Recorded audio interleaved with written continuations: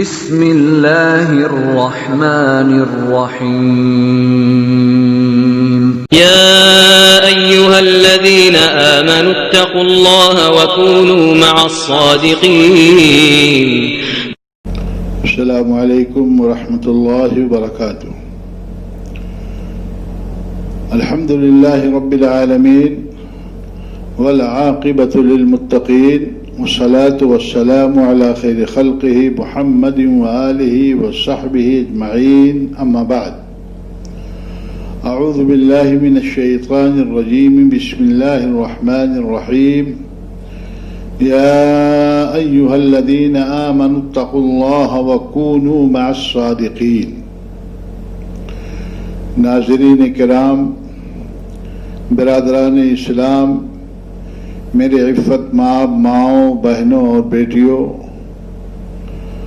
گزشتہ درس میں زبان کی آفتوں کے تعلق سے گفتگو کی گئی تھی اور یہ بات بیان کی گئی تھی کہ زبان اللہ رب العالمین کی نعمتوں میں سے ایک نعمت ہے اور اس نعمت کو مختلف قسم کی آفات سے بچانے کی شدید ضرورت ہے. زبان کی آفتوں میں سے ایک بڑی آفت جھوٹ بولنا بھی ہے. جھوٹ خلاف حقیقت بات کو حقیقت کا لباس پہنا کر بیان کرنے کو کہا جاتا ہے. جھوٹ ایک اخلاقی سماجی جرم ہے. اس لیے مذہب اسلام نے جھوٹ سے منع فرمایا ہے اور سچائی اختیار کرنے کی تاکید کی ہے. اللہ رب العالمین نے سورہ حج کے اندر ارشاد فرمایا وَاجْتَنِبُوا قَوْلَ الزُّورِ. جھوٹی بات سے بچو، جھوٹی بات سے اجتناب کرو. اسی طریقے سے اللہ رب العالمین نے سورہ الاسراء کے اندر ارشاد فرمایا لا تقف ما لیس لک بہ علم. جس چیز کا تمہارے پاس علم نہ ہو، جس چیز کی حقیقت نہ معلوم ہو، اس کے پیچھے نہ پڑو. ان چیز جھوٹ سے منع کرنے کے ساتھ ہی ساتھ اللہ رب العالمین نے سچائی اختیار کرنے اور سچوں کے ساتھ رہنے کا حکم دیا ہے. اللہ رب العالمین نے سورہ توبہ کے اندر ارشاد فرمایا یا ایہا الذین آمنوا اتقوا اللہ وکونوا مع الصادقین. اے وہ لوگوں جو ایمان لائے ہو، اللہ سے ڈرو، سچوں کے ساتھ رہو. سچوں کے ساتھ رہنے کا فائدہ یہ ہوگا کہ تمہارے اندر سچ بولنے کی عادت ہو جائے گی اور تم جھوٹ سے کنارہ کش رہو گے. حضرت عبداللہ بن مسعود رضی اللہ تعالی عنہ سے مروی ہے کہ اللہ کے رسول صلی اللہ علیہ وسلم نے ارشاد فرمایا ان الصدق یہدی الی البر. یہ سچائی یہ نیکی تک لے جاتی ہے. وَإِنَّ الْبِرَّ يَهْدِي إِلَى الْجَنَّةِ. اور نیکی انسان کو جنت تک پہنچا دیتی ہے. وَإِنَّ الرَّجُلَ لَيَصْدُقُ حَتَّى يُكْتَبَ عِندَ اللَّهِ صِدِّيقًا. انسان سچائی کو اختیار کرتا ہے، سچ بولتا رہتا ہے، یہاں تک کہ اللہ رب العالمین کے ہاں سچا لکھ دیا جاتا ہے. وَإِنَّ الْكَذِبَ يَهْدِي إِلَى الْفُجُورِ. اس کے مقابلے میں جھوٹ یہ گناہوں کی طرف لے جاتا ہے. وَإِنَّ الْفُجُورَ يَهْدِي إِلَى النَّارِ.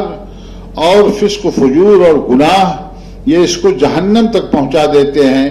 وَإِنَّ الرَّجُلَ لَيَكْذِبَ حَتَّى يُكْتَبَ عِندَ اللَّهِ كَذَّابًا. اور آدمی جھوٹ بولتا رہتا ہے یہاں تک کہ اللہ رب العالمین کے ہاں وہ جھوٹا لکھ دیا جاتا ہے. معلوم ہوا کہ سچائی یہ نیکی کا وسیلہ اور ذریعہ ہے اور اس کے مقابلے میں جھوٹ برائی تک لے جانے کا وسیلہ اور ذریعہ ہے. ایک بات اور معلوم ہوئی کہ سچائی جنت تک پہنچاتی ہے اور جھوٹ انسان کو جہنم تک پہنچا کر کے ہی دم لیتا ہے. حدیث میں جھوٹ کو نفاق کی علامت کہا گیا ہے. حضرت عبداللہ ابن عامر ابن عاص رضی اللہ تعالی عنہما سے مروی ہے کہ نبی کریم صلی اللہ علیہ وسلم نے ارشاد فرمایا کہ اربع من کن فیہ کان منافقا خالصا، 4 عادتیں جس آدمی کے اندر ہوں گی وہ پکا منافق ہوگا۔ اللہ کے نبی صلی اللہ علیہ وسلم نے آگے ارشاد فرمایا ومن كانت فيه خصلة منهن كانت فيه خصلة من النفاق حتى يدعها، اور جس آدمی کے اندر ان 4 خصلتوں میں سے کوئی ایک خصلت ہوگی، کوئی ایک عادت ہوگی، تو اس کے اندر گویا کی نفاق کی ایک عادت پائی جا رہی ہے جب تک کہ وہ اس کو چھوڑ نہ دے۔ اللہ کے نبی صلی اللہ علیہ وسلم نے نفاق کی 4 خصلتوں کا بیان فرمایا۔ پہلے کے طور پر آپ نے ذکر فرمایا منافق کی پہلی پہچان یہ ہے کہ جب اس کے پاس کوئی امانت رکھی جائے تو امانت کے اندر خیانت کرے۔ دوسری صفت بیان کی اذا حدث کذبا، جب وہ بات کرے تو جھوٹ بولے، خلاف واقعہ اور خلاف حقیقت چیز بیان کرے۔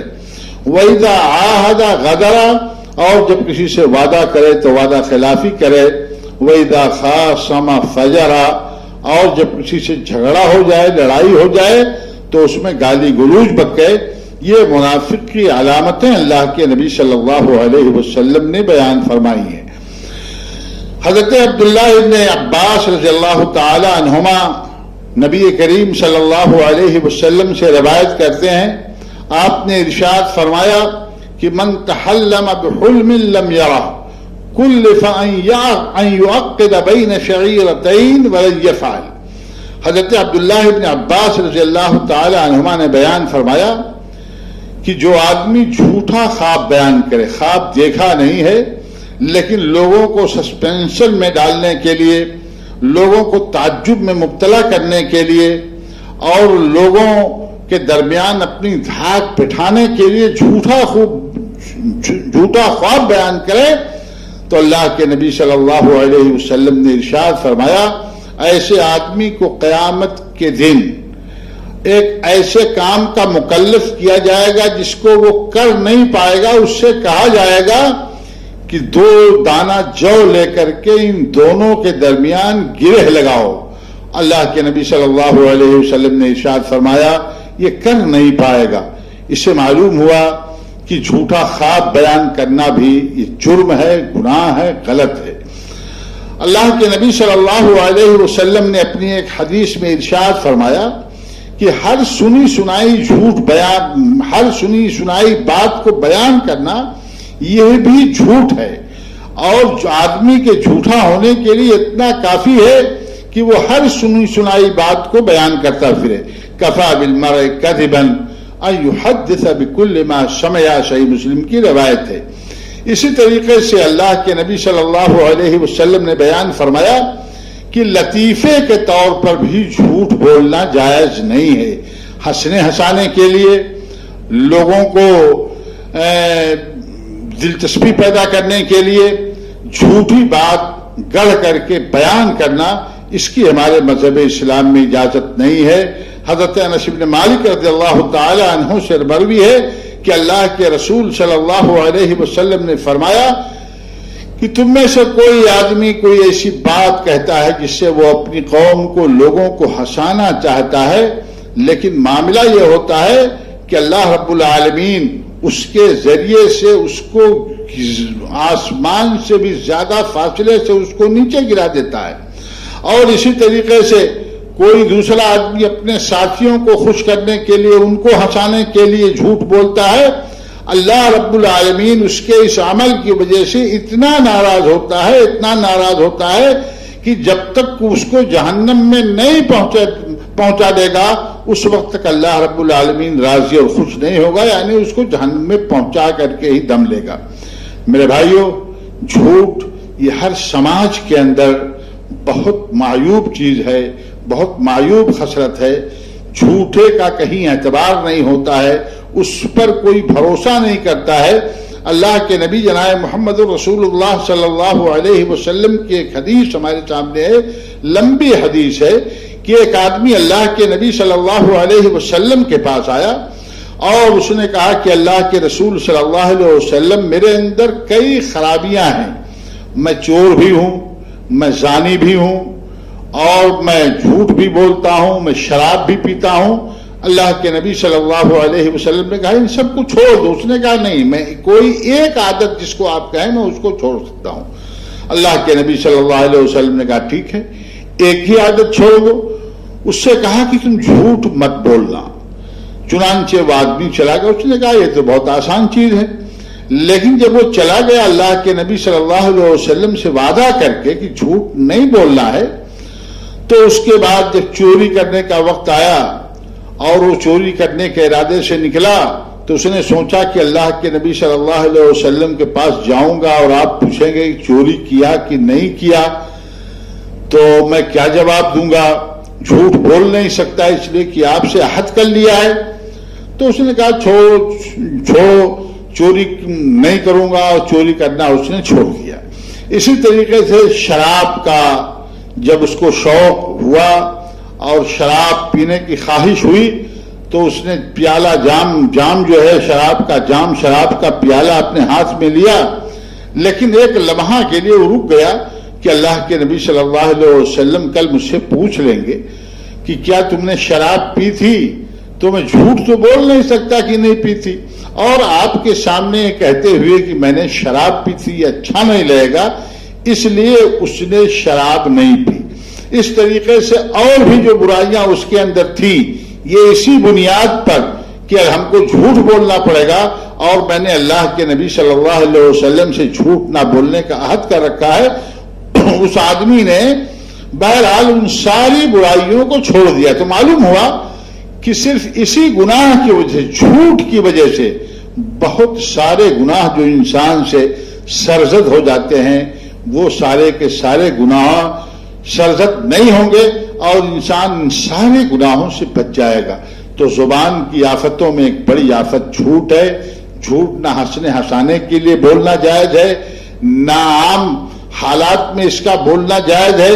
جھوٹی گواہی دینا سب سے بڑا جرم ہے۔ اللہ رب العالمین نے اس کو کبائر میں شمار کیا ہے۔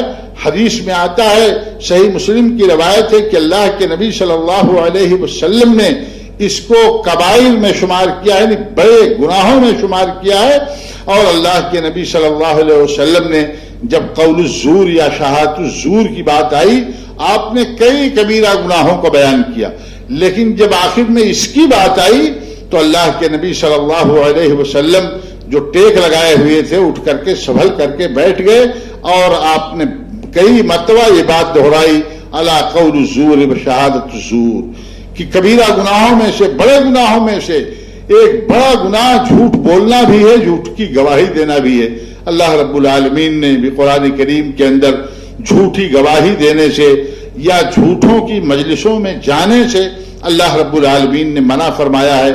اپنے بندوں کے اوصاف بیان کرتے ہوئے اللہ رب العالمین نے فرمایا کہ والذین لا یشہدون الزور، کہ ہمارے بندے وہ ہیں جو جھوٹ کی مجلسوں میں حاضر نہیں ہوتے ہیں یا جھوٹی گواہی نہیں دیتے ہیں۔ اس لیے مسلمانوں، جھوٹ سے اپنے آپ کو بچاؤ اور سچائی اختیار کرو، سچوں کا ساتھ دو۔ آج جھوٹ ایک آرٹ اور ایک فن بن گیا ہے، لوگ جھوٹ پر فخر کرتے ہیں اور جھوٹ کے ذریعے سے کسی کو دھوکہ دے کر کے وہ اپنے آپ کو بہت چالاک باور کراتے ہیں۔ میرے بھائیوں، یہ ایک دھوکہ ہے۔ سچائی اختیار کرو، سچائی ہی کے اندر خیر ہے، اسی کے اندر کامیابی ہے۔ اللہ رب العالمین ہم سب کو زبان کی اس بڑی آفت یعنی جھوٹ سے محفوظ رکھے اور اللہ رب العالمین اس سے اجتناب کی توفیق بخشے۔ آمین۔ وآخر دعوانا الحمدللہ رب العالمین۔ والسلام علیکم ورحمۃ اللہ وبرکاتہ۔